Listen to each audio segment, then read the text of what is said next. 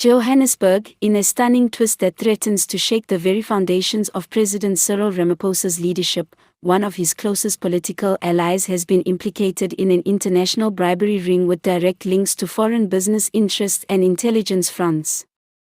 The revelations have thrown the African National Congress, ANC, into crisis mode and reignited fierce debates around corruption, trust, and the future of Ramaphosa's New Dawn agenda. According to an explosive set of documents leaked from a multinational corruption task force operating in Europe and the Middle East, the unnamed high-ranking ANC official, described as a strategic confidant to the president, allegedly received undisclosed payments in exchange for facilitating lucrative state contracts and favorable policy decisions to foreign-linked companies. The leaked files, obtained through joint efforts by investigative journalists and global anti-corruption watchdogs, detail a sophisticated bribery network involving shell companies, offshore accounts, and encrypted communication channels. Bank records show suspicious deposits totaling over 85 million made over a 4-year period into accounts controlled by the ANC official and their associates. These payments were reportedly made by entities operating out of Dubai, Singapore, and Geneva, regions previously flagged by global transparency groups as high-risk jurisdictions for illicit financial flows. The money, according to investigators, was funneled through a complex series of consulting and advisory contracts, effectively disguising the true nature of the bribes. In return, the official is believed to have leveraged their influence within key government departments to push through contracts in sectors such as energy, telecommunications, and transportation, many of which raised red flags for inflated costs, poor delivery, and lack of transparency.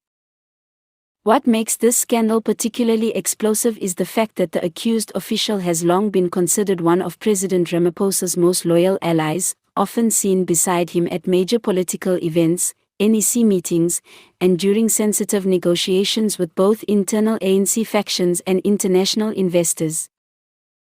Sources within Luthuli House describe Ramaphosa as devastated and blindsided, with some insiders suggesting he was informed of the allegations through diplomatic backchannels rather than domestic intelligence. According to one source, the president reportedly said during a closed-door meeting, "If this is true, I've been betrayed not just as a leader, but as a man who believed in integrity." The presidency has not yet publicly named the official, pending further verification of the evidence, but a statement released this morning confirmed that the matter is being taken with the utmost seriousness, and that no one will be shielded from accountability. Opposition parties have wasted no time in attacking Ramaphosa's leadership. The Democratic Alliance, DA, has called for a parliamentary inquiry, while the Economic Freedom Fighters, EFF, has demanded immediate suspension of all implicated individuals. DA leader John Steenhuisen stated, "This is not just about one corrupt official, it's about a culture of cover-ups that starts at the very top." EFF's Julius Malema went even further, saying, "Ramaphosa's so-called clean government is nothing more than a smokescreen for elite corruption." The scandal threatens to intensify already fragile divisions within the ANC, especially between Ramaphosa's reformist faction and those aligned with the party's more populist, patronage-driven wings. Some NEC members are reportedly using the moment to push for internal power shifts, questioning whether Ramaphosa still commands the moral authority to lead the party into the next election cycle. Meanwhile, the ANC Integrity Commission is expected to meet urgently to assess whether formal disciplinary proceedings should be initiated against the implicated official, and whether any other members may be involved. The organization Undoing Tax Abuse, OUTA, has urged the Hawks and the National Prosecuting Authority, NPA, to immediately open a formal investigation and freeze all suspicious assets linked to the case.